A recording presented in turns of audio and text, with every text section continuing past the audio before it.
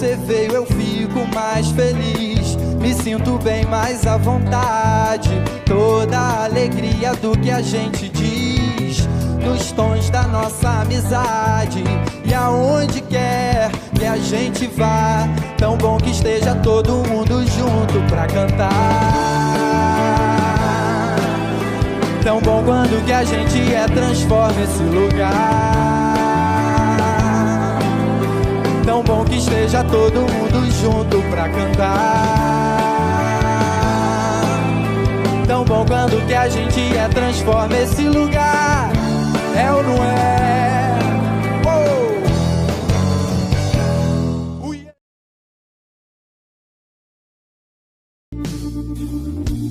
Um dia a gente aprende a confiar em um Deus que faz milagres, que ouve a nossa oração, que se faz presente aqui. Um dia a gente aprende a dar um passo só de cada vez, mas sem duvidar, mas sem duvidar que Ele continua sendo bom, que Ele continua sendo Deus, que Ele continua sendo bom, que Ele continua sendo Deus. Oh, yeah, yeah.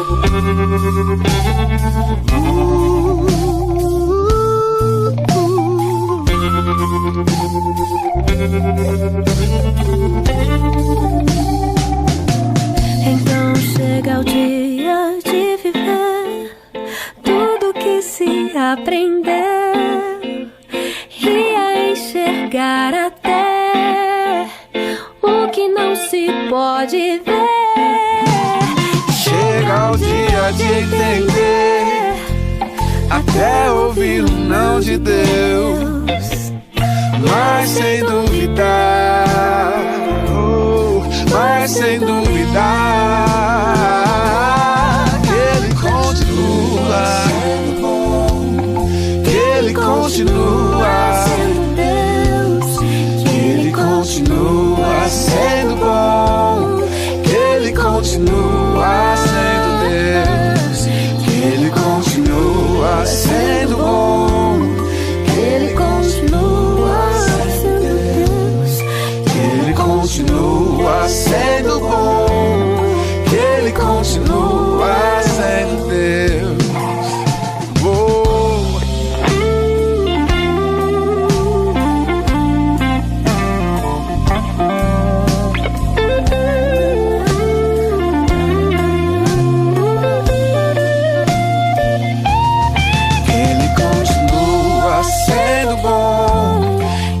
Continua sendo Deus, que Ele continua sendo bom, que Ele continua, que Ele continua sendo bom, que Ele continua sendo Deus, que Ele continua sendo bom, que Ele continua.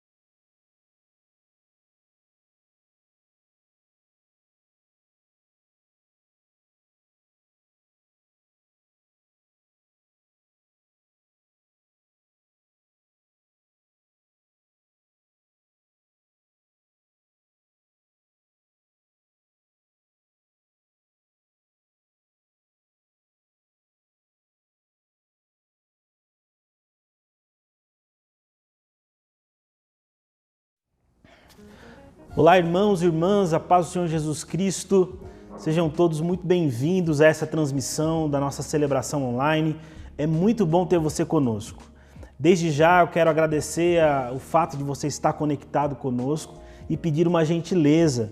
Se você puder, compartilhe o link dessa transmissão com outras pessoas, com seus familiares, com seus amigos, com as pessoas que você tem proximidade, a fim de que elas também sejam alcançadas pela palavra de Deus.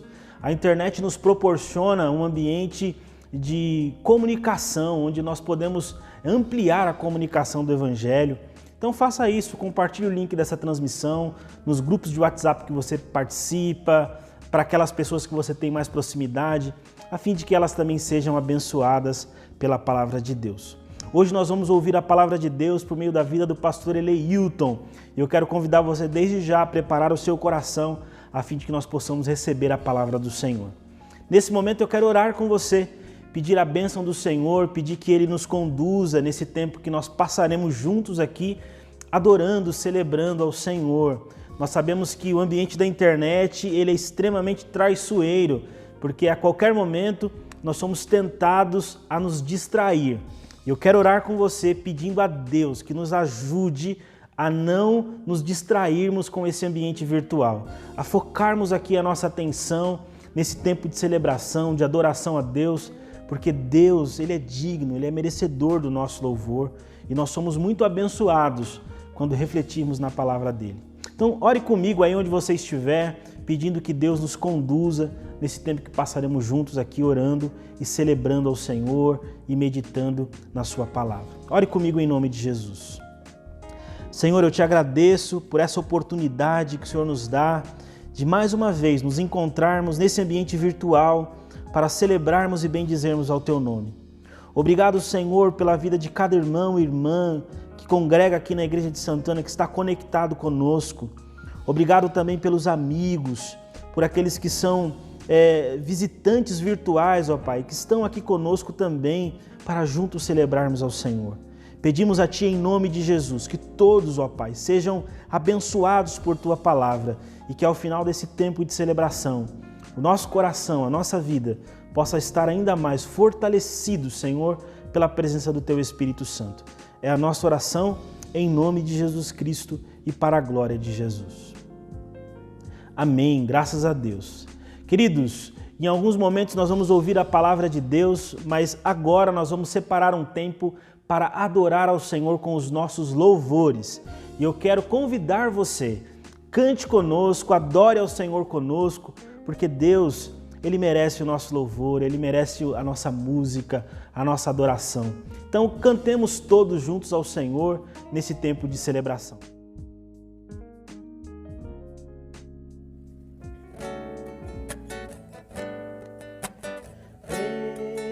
Jesus, amigo, temos mais chegado que um irmão e nos manda que levemos tudo a Deus em oração. Oh, que paz perdemos sempre.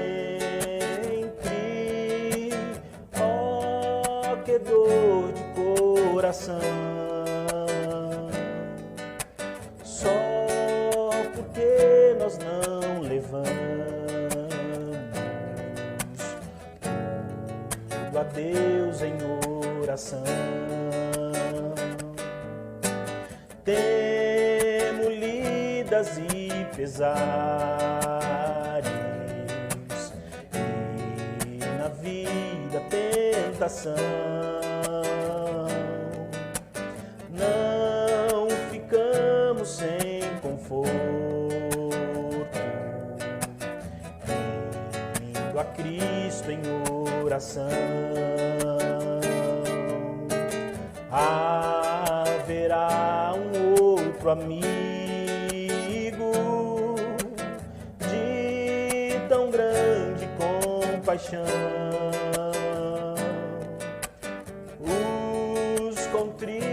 Jesus Cristo sempre atende em oração. E se nós nós desfalecermos, Cristo estende-nos a mão, pois é sempre a nossa força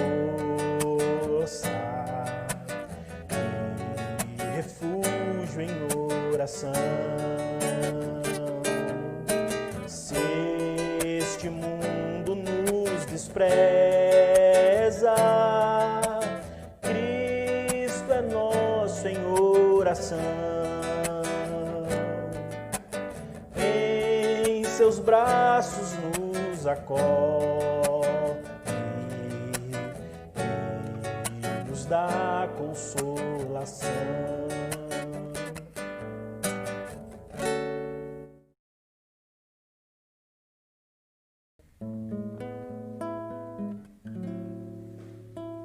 Teus olhos revelam que eu nada posso esconder, que não sou nada sem ti, fiel Senhor.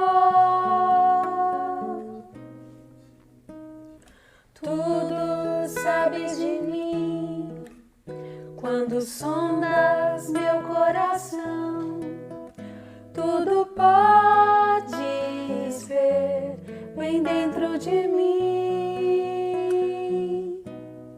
Leva minha vida a uma só verdade, que quando me sondas nada posso ocultar. Sei que a tua fidelidade leva minha vida mais além do que eu possa imaginar. Sei que não posso negar que os teus olhos sobre mim me enchem da tua paz. Teus olhos revelam que eu nada posso esconder, que não sou nada sem ti, fiel Senhor. Tudo sabes de mim, quando sondas meu coração, tudo podes ver bem dentro de mim. Leva minha vida a uma só verdade, que quando me sondas nada posso ocultar. Sei que a tua fidelidade leva minha vida mais além do que eu possa imaginar. Sei que não posso negar que os teus olhos sobre mim me enchem da tua paz. Sei que a tua fidelidade leva minha vida mais além do que eu possa imaginar. Sei que não posso negar que os teus olhos sobre mim me enchem da tua paz,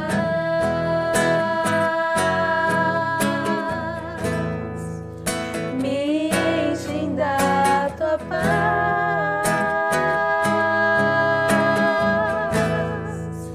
me enchem da tua paz.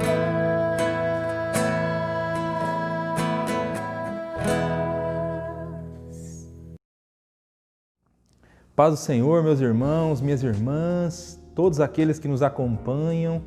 É uma bênção poder me dirigir a você mais uma vez e nós vamos hoje refletir alguns instantes na Palavra de Deus com o tema O Evangelho que Transforma.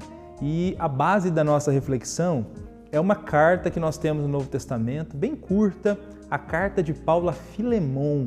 Então eu queria que você abra sua Bíblia, por gentileza, nessa carta. A carta de Paulo a Filemon, ela está localizada aí antes da carta aos Hebreus, né? Que é uma carta grande que a gente tem no Novo Testamento. Então, antes da carta aos Hebreus, a gente tem ali a carta de Filemon, a última carta desse bloco de cartas paulinos que nós temos no Novo Testamento. Então, vamos lá. Filemon só tem um capítulo. Eu vou ler os primeiros versículos dessa carta em nome de Jesus. Paulo, prisioneiro de Cristo Jesus, e o irmão Timóteo, ao amado Filemon, também nosso colaborador, e a irmã Áfia, e a Arquipo, nosso companheiro de lutas, e a igreja que está em tua casa. Graça e paz a vós outros, da parte de Deus nosso Pai e do Senhor Jesus Cristo. Dou graças ao meu Deus, lembrando-me sempre de ti nas minhas orações, estando ciente do teu amor, da fé que tens para com o Senhor Jesus e todos os santos, para que a comunhão da tua fé se torne eficiente no pleno conhecimento de todo o bem que há em nós para com Cristo.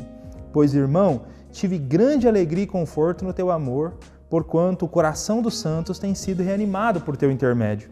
Pois bem, ainda que eu sinta plena liberdade em Cristo para te ordenar o que convém, prefiro todavia solicitar em nome do amor, sendo que sou Paulo, o velho, e agora até prisioneiro de Cristo Jesus. Sim, solicito-te em favor de meu filho Onésimo, que gerei entre algemas. Ele antes te foi inútil, atualmente, porém, é útil a ti e a mim. Eu te envio de volta em pessoa e quero dizer o meu próprio coração. Eu queria conservá-lo comigo, mesmo para em teu lugar me servir nas algemas que carrega por causa do Evangelho. Nada, porém, quis fazer sem o teu consentimento, para que a tua bondade não venha a ser como por obrigação, mas de livre vontade. Irmãos, diante desse texto, diante desses versículos da Palavra de Deus, eu queria que você orasse comigo por um instante, para a gente pedir a bênção de Deus para esse tempo de reflexão. Senhor, é o teu Evangelho que foi lido, nós lemos aqui alguns versículos da carta de Paulo a Filemon e nós suplicamos, meu Deus, fala conosco nessa oportunidade, ministra ao nosso coração sobre esse trecho, meu Deus, e que a gente hoje, por meio dessas verdades, nós sejamos desafiados, por meio dessas verdades nós sejamos consolados, nós sejamos impactados. No nome de Cristo eu oro e lhe suplico isso. Amém. Bom, irmãos, a proposta então é conversarmos sobre o Evangelho que transforma a partir da carta de Paulo a Filemon. É muito importante, antes de qualquer outra coisa, antes da gente falar propriamente dito, extrair as lições dessa carta, desse trecho da Bíblia Sagrada, nós termos uma noção correta do contexto. O que está por trás dessa carta? Nós temos aqui uma carta de apenas alguns versículos, são 25 versículos. Se você pegar na língua grega, nós temos cerca de 300 palavras. É quase que um bilhete, né, a carta de Paulo a Filemon. Se comparada com outras cartas de Paulo, ela é muito menor. E por que essa carta, essa fala de Paulo a esse homem chamado Filemon está na Bíblia Sagrada? Então é importante, antes de mais nada, nós entendermos muito bem isso. Então, essa história, a história que está por trás dessa carta, ela começa na década de 50, né, quando Paulo pregava o Evangelho em Éfeso. Paulo pregou o Evangelho em Éfeso durante cerca de 3 anos, 2 anos e meio na escola de Tirano, mas ele fica pregando durante quase cerca de 3 anos o Evangelho na cidade de Éfeso. Éfeso é a principal cidade da Ásia Menor. Enquanto Paulo prega o Evangelho ali em Éfeso, várias outras cidades da região são alcançadas pela mensagem do Evangelho.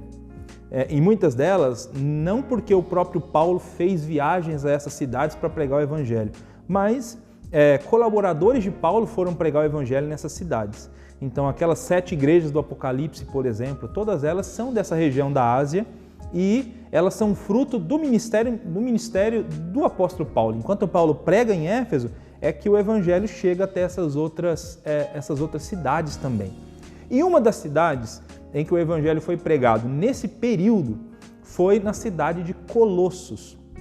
Um colaborador do apóstolo Paulo, chamado Epáfras, ele prega o evangelho de Jesus na cidade de Colossos. Então, Epáfras é o fundador, né? É aquele que é enviado pelo apóstolo Paulo para pregar o evangelho na cidade de Colossos, e ali começa uma igreja. E Filemon é um desses membros da igreja de Colossos que foi alcançado pelo evangelho do Senhor Jesus. Não sabemos se diretamente por Epáfras, mas parece que, à luz do que a gente lê na carta de Filemon, parece que foi o próprio Paulo que pregou para ele. Era muito comum, como Filemon ele era um senhor de escravos, Filemon era um homem de posses, né? Parece que a maior casa da cidade era entre os irmãos da igreja, era a casa de Filemon, até por isso a igreja se reunia na casa dele. E essas pessoas que moravam em cidades circunvizinhas a Éfeso, como Éfeso é a cidade principal, era muito comum viagens para a cidade de Éfeso.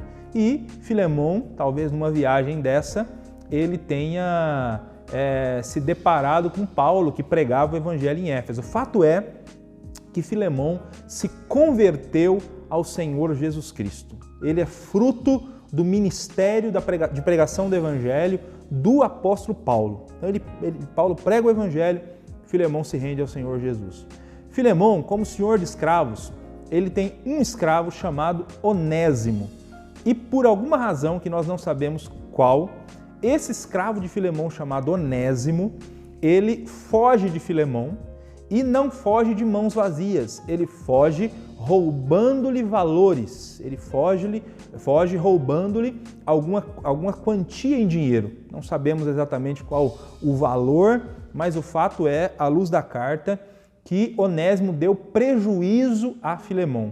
Não sabemos se ele fugiu porque Filemon não era um bom senhor de escravos, ou se é por conta do caráter de Onésimo mesmo, que Onésimo que tinha problemas no seu caráter. O fato é que ele fugiu, né?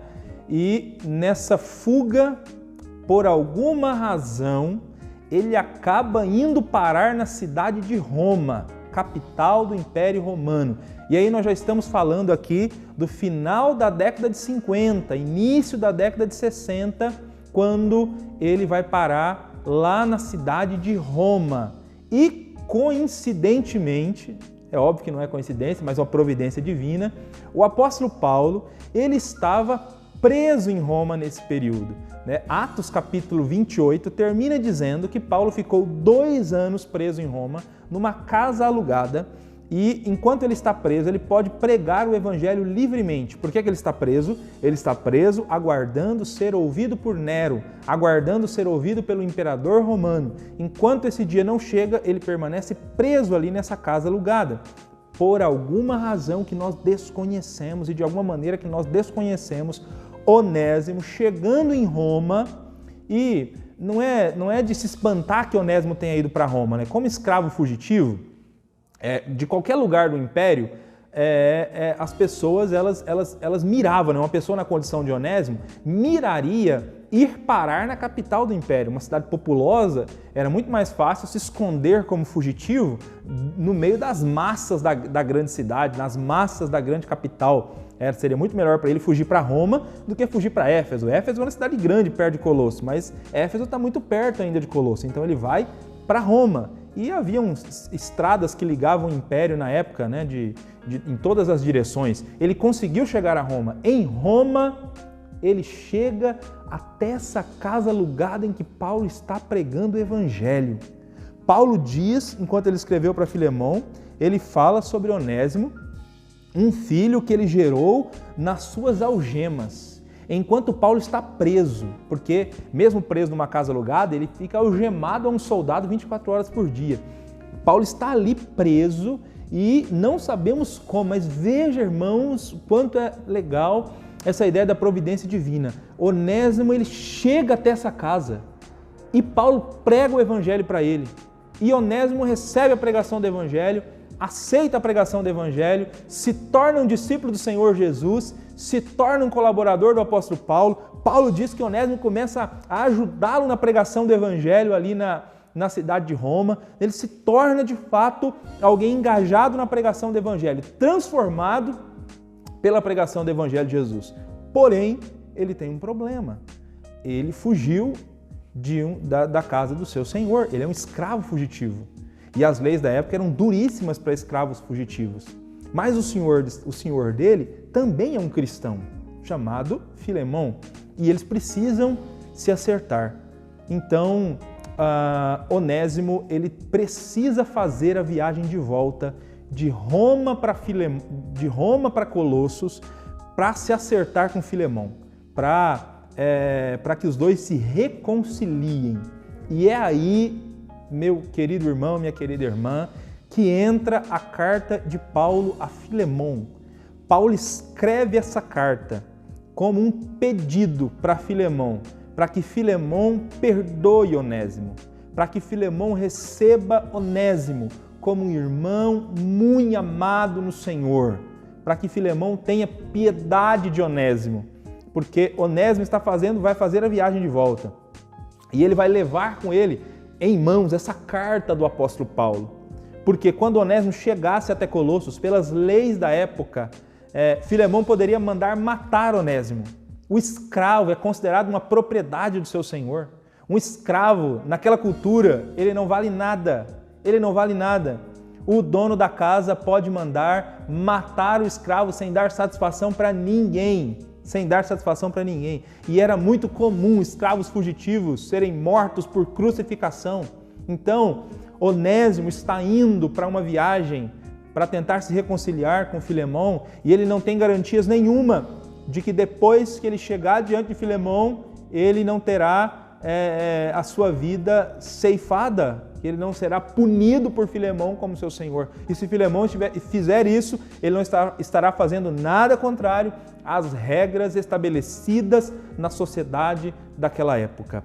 Mas Paulo acredita que o Evangelho transformou o coração de Filemão. E é por isso que ele escreve essa carta. E ele faz essa súplica, essa intercessão amorosa em nome do amor, para que Filemão perdoe Onésimo e o receba como irmão muito amado no Senhor Jesus Cristo. Pois bem, esse é o pano de fundo dessa carta. É isso que está por trás desses 25 versículos da carta de Paulo a Filemão. E o que nós podemos aprender com essa carta? Aí eu queria agora extrair e pensar com os irmãos sobre pelo menos 4 evidências que essa carta mostra para a gente da transformação que o Evangelho faz na vida de uma pessoa. Primeiro, essa carta mostra para a gente que o Evangelho, ele transforma os nossos relacionamentos. É confiado nisso que Paulo escreve a carta. A grande prova de que o Evangelho transforma relacionamentos é Paulo escrever a carta. Paulo tem como pano de fundo isso. Paulo sabe que o Evangelho alcançou Filemão e exatamente porque o Evangelho alcançou Filemão, a evidência da transformação do Evangelho na vida de uma pessoa é que ela passa a olhar o outro de maneira diferente, como ser humano, criado à imagem e semelhança de Deus, e que o Evangelho muda e transforma inclusive relacionamentos trincados, relacionamentos rasurados. Paulo fala, inclusive no versículo 6, sobre o testemunho que ele tem. Ele, apesar de nunca ter ido em Colossos, ele sabe do amor que Filemão tem demonstrado aos santos. Filemão é uma pessoa boa, é uma pessoa que tem demonstrado preocupação com outras pessoas, tem demonstrado preocupação com o interesse dos outros. E ele diz no versículo 6, ele fala da comunhão da tua fé se torne eficaz ou se torne eficiente no pleno conhecimento de todo o bem que há em nós para com Cristo. Então ele fala de uma comunhão que brota da fé. Uma comunhão que brota da fé.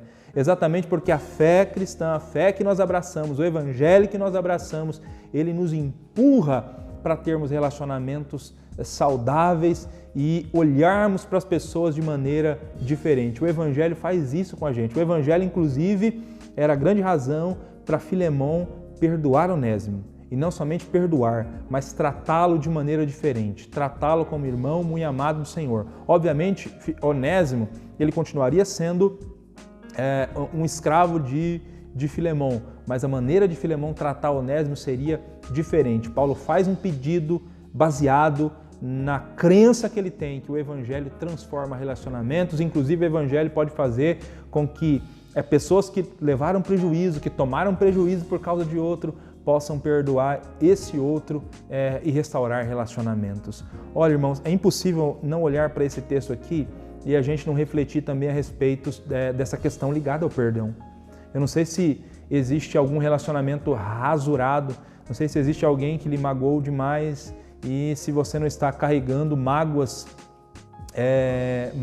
duríssimas no seu coração, mágoas que têm lhe trazido muita dor, mágoas que têm lhe feito pensar muito e têm lhe feito sofrer muito e têm feito com que você tenha dores emocionais terríveis por conta dessas mágoas, porque quem carrega mágoa, quem não consegue liberar perdão, realmente sofre. Não é só quem não recebe o perdão é que sofre.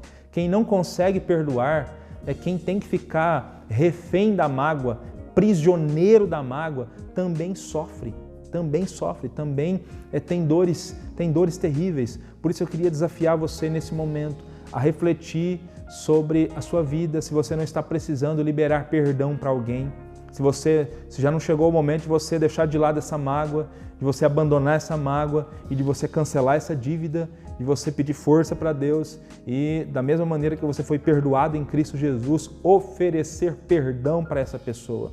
Perdão não significa que você vai esquecer. Isso é um erro comum que às vezes a gente ouve, né? Que se você não esqueceu é porque você não perdoou. Não, o perdão não nos torna amnésicos. Mas mesmo se você lembrar de novo da situação, você vai se lembrar, opa, essa situação eu já cancelei.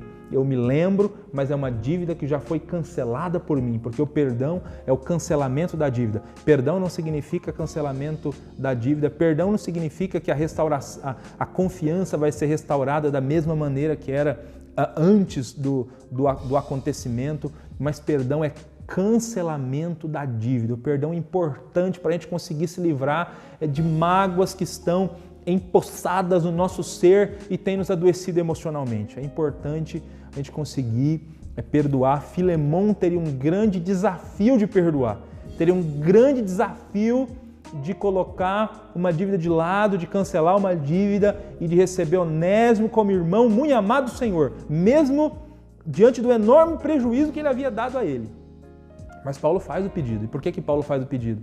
Paulo acredita que uma vez que o Evangelho alcança uma pessoa e transforma uma pessoa, essa pessoa é capaz de se relacionar de maneira diferente com o outro. Essa pessoa é capaz de oferecer perdão, de oferecer restauração. O Evangelho é capaz de fazer isso e é confiado nisso que ele faz o pedido para Filemon. Além disso, nós aprendemos nesse texto também que o Evangelho de Jesus, ele nos ajuda e ele derruba estruturas segregadoras. Ele derruba estruturas segregadoras. Irmãos, Paulo pede para Filemon receber o Onésimo, versículo 16, não como escravo, antes, muito acima de escravo, como irmão caríssimo, especialmente de mim, e com maior razão de ti, quer na carne, quer no Senhor. Paulo pede para Filemon receber o Onésimo como irmão muito amado no Senhor, muito amado do Senhor. Não o receba como escravo, não como escravo. Veja, irmãos, no primeiro século, nenhum cristão levantou a bandeira para abolir a escravidão. Nós não temos essas bandeiras no Novo Testamento. Por quê? A escravidão era algo muito comum naquele período, muito comum na época. Havia mais escravos do que gente livre no Império Romano. Levantar uma bandeira como essa significaria uma perseguição altíssima para os cristãos. Contudo, aqueles que se tornam cristãos e abraçam o Evangelho, os princípios do Evangelho do Senhor Jesus, é natural que na prática, no dia a dia, o relacionamento entre patrão e empregado, entre senhor e escravo mude e na prática a escravidão se desfaça. Pelo menos aquela escravidão que a gente pensa de um senhor déspota que castiga, que trata o outro como propriedade. Porque uma vez que eu abraço o Evangelho de Jesus, eu sou desafiado a olhar o outro como igual a mim, como alguém que foi criado também à imagem conforme a semelhança de Deus, como alguém que é muito especial para Deus, como uma vida humana que deve ser valorizada. né? O ser humano não é um objeto que eu posso usar e descartar como o meu bem desejar. É um ser humano criado à imagem e semelhança de Deus. É alguém que tem valor para Deus, muito valor. Uma vida humana precisa ser valorizada. Então, quando eu abraço o Evangelho de Jesus, na prática, aquilo que está por trás da escravidão, ele é minimizado e ele acaba se dissolvendo. Tanto é que, no decorrer da história, todas aquelas sociedades onde o cristianismo se tornou a religião principal, onde o cristianismo dominou, naturalmente a escravidão foi sendo deixada de lado. E aqui Paulo pede para o Filemão: receba não como escravo, mas como irmão amado do Senhor. Isso não significa que Onésimo não voltaria a trabalhar para Filemão. De repente, né, se Filemão desejasse, o Onésimo continuaria. Mas o tratamento não é tratamento de escravo. Agora vocês são irmãos em Cristo. Agora vocês fazem parte da mesma família. Uma família que foi formada pela cruz de Jesus. Na cruz, Cristo morreu, né, para unir povos inimigos, para unir gente de todas as etnias, para unir gente de todos os sexos, para unir gente de todas as raças, de todas as cores. O Evangelho fez isso. E agora Onésimo e Filemão, mesmo sendo senhor e escravo, eles fazem parte da mesma família. O Evangelho derruba essas estruturas segregadoras da sociedade, irmãos. A sociedade ensina a gente a olhar o outro e valorizar o outro pelos valores que ele possui na conta. Nos ensina a olhar a pessoa pela condição social dela. A sociedade, às vezes, nos ensina a olhar o outro pela cor de pele da pessoa. Nos ensina a olhar, a valorizar e a medir o outro pelo sexo. Nos ensina a olhar, valorizar e medir o outro por sua etnia, pelo país de onde veio. Mas não é assim com o Evangelho de Jesus. O Evangelho de Jesus não conhece essas barreiras segregadoras. O Evangelho de Jesus nivela as pessoas. Todos os cristãos são amados por Deus e pertencem à mesma família e têm um só Senhor e um só valor dentro do cristianismo e dentro da fé cristã. Então, a carta de Paulo a Filemão mostra isso de maneira muito clara. O Evangelho derruba estruturas segregadoras. Então, em nome de Jesus Cristo, você que é um cristão, que abraçou o Evangelho de Jesus, que não seja você a pessoa que vai construir de novo esses muros que separam pessoas, esses muros que segregam pessoas, esses muros que medem as pessoas pela cor, que medem as pessoas pelo sexo, que medem as pessoas pela etnia, que medem as pessoas pela condição social. Em nome de Cristo Jesus, nos afastemos de todas as estruturas segregadoras da sociedade, porque nós abraçamos o poderoso Evangelho do Senhor Jesus Cristo. Terceiro lugar, o Evangelho de Jesus, ele redireciona completamente o rumo da vida das pessoas. Olhando para essa carta, é possível ver isso de maneira clara. Onésimo era um escravo, ladrão, fugitivo. Esse é o Onésimo. Ele fugiu de Filemão, ele roubou Filemão, ele foi parar em Roma. Mas um dia ele se encontrou com o Evangelho de Jesus, o mesmo Evangelho que nos alcançou um dia. E esse escravo, fugitivo e ladrão teve a sua vida transformada por Jesus, teve os seus pecados perdoados pelo Senhor Jesus, foi redimido pelo sangue do Senhor Jesus e a vida dele mudou radicalmente. Ele se transformou num colaborador do apóstolo Paulo e num pregador do Evangelho. Ele se transformou num missionário. A vida dele mudou completamente. Paulo está mandando ele de volta e Paulo diz para o Filemão: olha, anteriormente, versículo 11, ele foi inútil, tanto para você quanto para mim, mas agora ele é útil para a gente, ele é útil tanto para mim quanto para você. Onésimo é diferente agora. Onésimo foi transformado pelo Evangelho de Jesus, transformado. E talvez, lendo essa carta, você faça a seguinte pergunta: mas será, pastor, que Filemão perdoou Onésimo? Porque a carta não traz a resposta. A carta não diz pra gente se Onésimo foi ou não foi perdoado por Filemão. Mas você já se perguntou por que essa carta está no Novo Testamento? Por que um bilhete de Paulo para um homem chamado Filemão, né, pedindo para que Filemão perdoe Onésimo, por que foi conservado pela igreja primitiva? Uma das regras para uma carta entrar no cânon, para uma carta fazer parte do Novo Testamento, era apostolicidade e catolicidade. A carta tinha que ser da pena de um apóstolo e ela tinha que ser católica, isto é, universal, conhecida de toda a cristandade. Então, quando foi-se decidir os livros que entrariam no cânon, Filemão era uma carta conhecida de toda a cristandade. Era uma carta que havia sido copiada e recopiada várias vezes e mandada para várias igrejas. Por que ela foi conservada? Por que ela está no cânon? Exatamente porque o desfecho dessa história foi um desfecho feliz. Filemão perdoou Onésimo e essa história se tornou uma história altamente inspiradora, altamente encorajadora para os cristãos daquele período, como é para nós também no nosso tempo, nessa época. Uma história altamente encorajadora, uma história altamente inspiradora. Essa história continua a impactar e a transformar vidas. Por isso a carta está no Novo Testamento. É uma carta que nos inspira e traz inúmeros desafios para a gente. Onésimo foi perdoado. E perdoado por Filemão, deixa eu te contar mais um detalhe. Perto do ano 100 da nossa era, tem uma carta escrita pelo bispo de Roma para o bispo de Éfeso. E esse bispo de Éfeso, um dos bispos de Éfeso, porque era mais de uma igreja, tinha mais de um bispo, mais de um pastor, um responsável pela igreja. Um dos bispos de Éfeso se chama Onésimo. Onésimo, é isso mesmo. É bem possível que Onésimo, perdoado por Filemão, ele também foi liberado por Filemão e ele se tornou pastor da cidade de Éfeso. Ele se tornou um bispo na cidade de Éfeso. O evangelho mudou radicalmente a vida dele, irmãos. Para alguém sem perspectiva, para alguém que rouba o outro, rouba valores do outro, para alguém que foge para uma grande cidade para se esconder, ele se transforma num pregador do evangelho de Jesus. Essa é a história dele. Mas talvez você que está me ouvindo tenha a sua própria história também. Deus sabe quem era você antes do evangelho. Deus sabe a transformação que ele fez na sua vida. E o evangelho continua fazendo isso.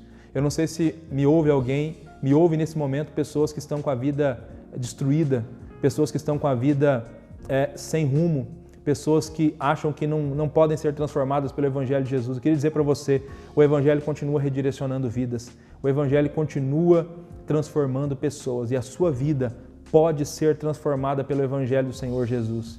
Se você conhece alguém precisando de transformação, alguém que precisa ter a vida redirecionada e de repente você passou pela sua cabeça, não, aquela pessoa o evangelho não pode transformar. Não, o meu filho não é possível que ele possa ser transformado. Não, o meu amigo X não pode ser transformado. Eu queria dizer para você, o evangelho pode transformar a vida dessa pessoa. O evangelho de Jesus é poderoso para redirecionar o rumo da nossa vida, assim como o evangelho fez com Onésimo e com tantos outros ao longo da história. Assim como ele fez com Paulo, assim como ele fez comigo, assim como ele fez com você, o evangelho pode transformar e dar novo rumo para a nossa vida. Esse mesmo evangelho pode transformar você. Então acredite na mensagem do evangelho. Em último lugar, eu queria desafiar você a viver com gratidão por conta da mensagem do evangelho. Paulo diz no versículo 18, se algum dano te fez ou se te deve alguma coisa, lança em minha conta. Eu, Paulo, pagarei. É muito legal essa parte final da carta de Paulo a Filemão, porque Paulo ele se coloca no lugar de Onésimo para o Filemão e ele diz para Filemão, olha Filemão, eu quero que você perdoe a ele. E é o seguinte, se por acaso você quiser reaver os valores monetários, se por acaso você quiser reaver esse prejuízo que Onésimo te deu, então eu mesmo pagarei. Pode colocar na minha conta que você não vai ficar com prejuízo, eu vou pagar essa dívida para você. Eu não gosto de interpretar a Bíblia alegoricamente. Acho que essa é uma maneira de interpretar a Escritura Sagrada extremamente inadequada e que não é honesta com os textos da Escritura Sagrada. Por isso que eu vou falar aqui agora, não entendo que seja uma alegoria, seja uma interpretação alegórica da Bíblia, mas olhar para a carta de Paulo a Filemão, olhar a história da carta de Paulo a Filemão, parece que a história como um todo, ela é quase que uma analogia do drama do Calvário. Pense bem, Onésimo é condenado pela lei, alguém com pecado, alguém que roubou, alguém que pela lei romana deveria ser morto. Essa era a sentença dele. Quando Filemão o capturasse, se o evangelho não tivesse entrado na história dos dois aqui, Quando Filemão capturasse, o destino dele era cruz, era morte. Ele deveria morrer. Então ele é alguém condenado pela lei. Mas agora o evangelho entrou na história. Jesus entrou na história dos dois. E esse cara que era condenado pela lei, ele foi transformado pela graça. E ele teve no meio aqui ainda um cara que intercedeu por ele, um cara que disse, pode colocar na minha conta a dívida dele, porque eu pago. Não foi exatamente o que Cristo fez por nós? Todos nós estávamos condenados pela lei de Deus. Por causa dos nossos pecados, todos nós somos pecadores. E por conta dos nossos pecados, o nosso destino deveria ser destruição, ira de Deus. Nós não merecíamos o favor de Deus por nós mesmos, nós nunca conseguíamos ser salvos. Pela lei nós estávamos condenados. Mas o evangelho entrou nessa história. A graça de Deus entrou na nossa história e por isso a gente pode dizer que hoje nós somos cristãos e que a nossa vida tem sentido e significado. Um dia alguém entrou na nossa história e intercedeu por nós e se colocou no nosso lugar para pagar a nossa dívida e para pagar a nossa conta. E essa pessoa foi Jesus Cristo, Jesus de Nazaré, Ele fez isso. Por isso eu queria desafiar você, ao ler essa história, que parece ser um drama da obra do Calvário, a desafiar você a viver com gratidão no seu coração. Você que recebeu a mensagem do Evangelho de Jesus, viva com gratidão, porque nós fomos salvos por graça. Nós não merecíamos, mas um dia Jesus pagou a nossa conta. Nós não merecíamos, mas Ele pagou todo o valor do nosso pecado e do nosso erro na cruz do Calvário. Então viva com gratidão. É o desafio que eu queria deixar para você diante da análise da carta de Paulo a Filemão. E nós vamos orar a Deus nesse momento. Então nós vamos orar agradecendo a Deus pela obra do Calvário. E eu queria orar também, se houver alguém que está nos assistindo e que conhece alguém que precisa ser transformado por Deus, ou se alguém que está nos assistindo está com a vida precisando ser reorientada, está precisando dar um novo rumo para a vida, entende que já está fazendo muita coisa errada, muita coisa que desagrada as pessoas que estão perto de si mesmo, muitas coisas que desagradam a Deus e está precisando dar um novo rumo para a vida. Eu queria orar para você. Esse mesmo evangelho que transformou Onésimo pode transformar a sua vida. Eu queria que você orasse por aquelas pessoas que vieram à sua mente agora, que você entende que precisa de transformação. O evangelho pode transformar. E eu queria orar também por aquelas pessoas que precisam perdoar alguém. Não sei se alguém...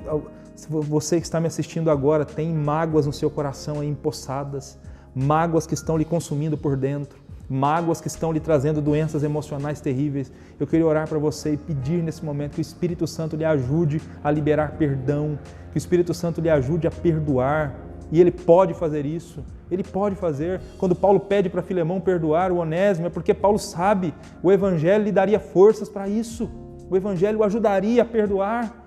Então eu queria orar por você para que o Evangelho, para que o Espírito lhe ajude a perdoar também, no nome de Jesus. Senhor, obrigado pela Tua palavra, obrigado por essa carta e pelos inúmeros ensinos que essa carta traz para a gente. Obrigado porque essa carta foi preservada no Novo Testamento, foi preservada pelas igrejas. Mostra que o Teu Evangelho, ele transforma relacionamentos. Meu Deus, ajuda-nos a viver relacionamentos saudáveis. Se existe alguém que está me ouvindo nesse momento e que precisa se reconciliar com algum outro, que precisa de restauração no relacionamento, que precisa se livrar da mágoa, alguém que é prisioneiro da mágoa, alguém que está sendo corroído por dentro por conta de ressentimentos que não consegue abandonar, que não consegue deixar de lado.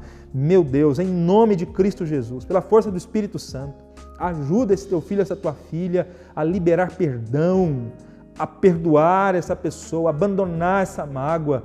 Traz cura e restauração emocional para esse teu filho, essa tua filha, meu Deus. No nome de Cristo eu suplico isso para o Senhor. Ajuda-nos a ter relacionamentos saudáveis. Não deixa a gente construir barreiras segregadoras. Nós lemos uma carta que nos ensina que o Evangelho não conhece barreiras segregadoras. Que o Evangelho nos ensina a olhar para os outros como seres humanos. Não deixa a gente construir barreiras segregadoras por conta de cor de pele, por conta de etnia, por conta de sexo, por conta de condição social. Em nome de Jesus, meu Deus.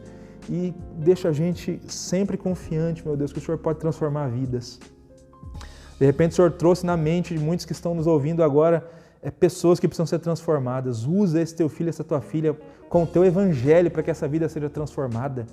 Se alguém que me ouve nesse momento precisa de transformação, transforma pelo teu poder nesse momento, Deus, para que todos, transformados por ti, pelo evangelho, possamos viver com gratidão, porque Toda transformação não é por merecimento, não é porque a gente fez por merecer, é por causa da Tua graça.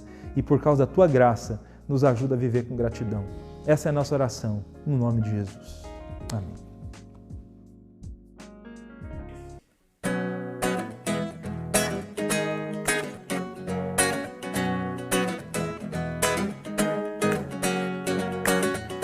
Eu tenho algo pra contar que mudou meu jeito de falar e de pensar, mudou meu jeito de enxergar.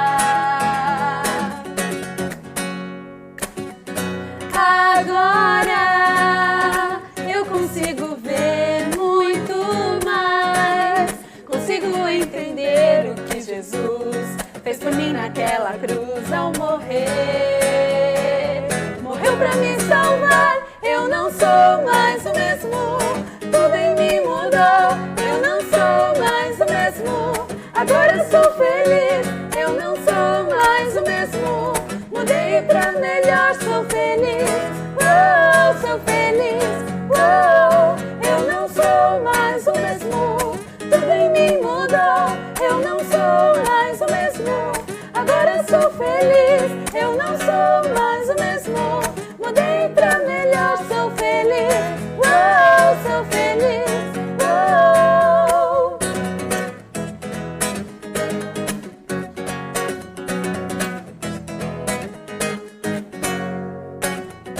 Eu tenho algo pra contar que mudou meu jeito de falar e de pensar, mudou meu jeito de enxergar.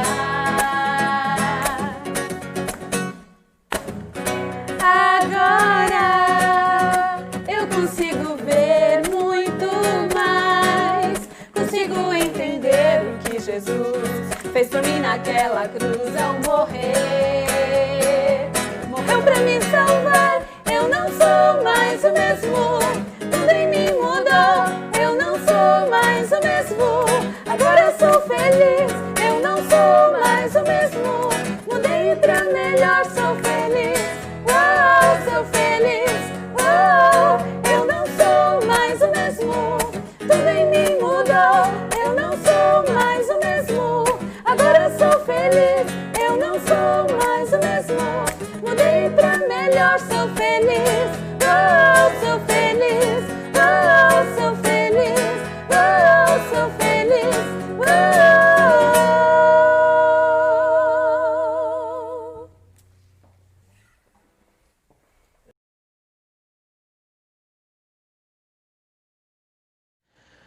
Amém, graças a Deus, Deus seja louvado. A nossa oração é que essa palavra tenha falado diretamente ao seu coração. Eu tenho certeza que Deus falou ao seu coração. Nesse momento, nós queremos separar esse tempo para participarmos da contribuição cristã.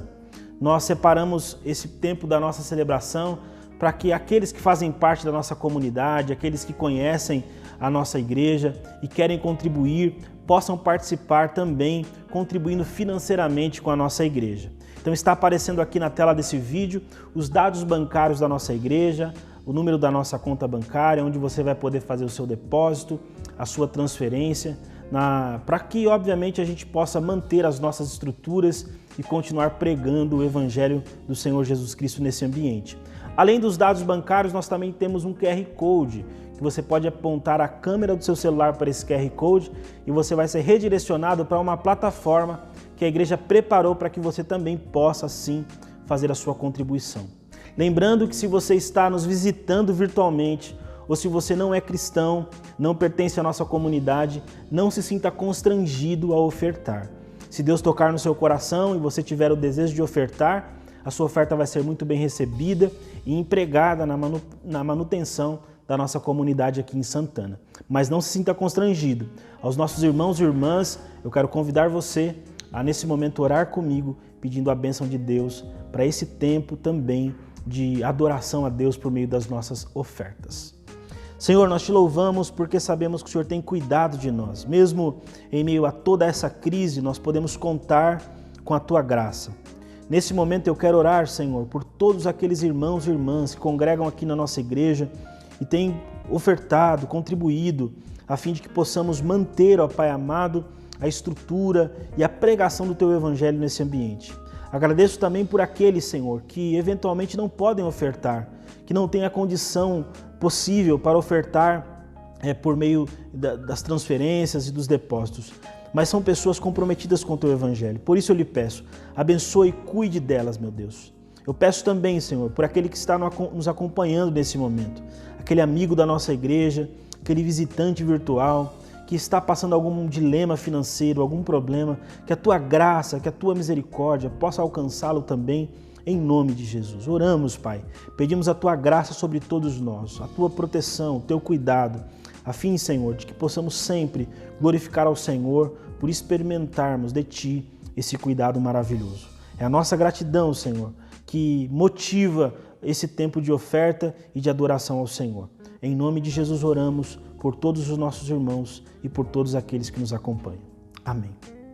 Amém, meu querido irmão e amigo. Você vai poder fazer a sua oferta hoje mesmo ou durante a semana. Você pode reservar um tempo para fazer a sua transferência ou seu depósito na conta da nossa igreja. Deus abençoe você. Nós estamos chegando ao final dessa celebração e a nossa oração é que Deus continue te abençoando, te fortalecendo, dando graça sobre a sua vida, derramando a graça dele sobre a sua vida. Muito obrigado por ter ficado conosco até aqui e até o nosso próximo encontro virtual para a glória de Jesus. Até lá, Deus te abençoe.